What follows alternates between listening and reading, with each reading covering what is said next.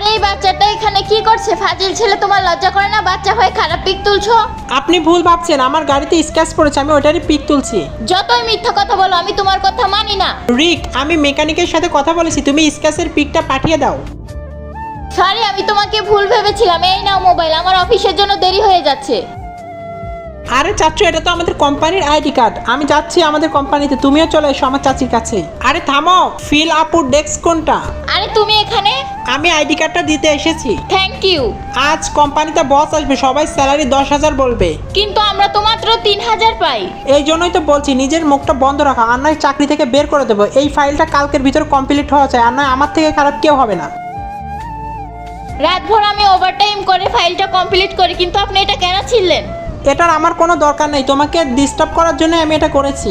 আমার চাচ্চু এই কোম্পানির বস, আমি চাচ্চুকে সব বলে দিব। তুমি মিথ্যা বলছো। ও মিথ্যা বলছে না, ও সত্যি আমার ভাতিজা।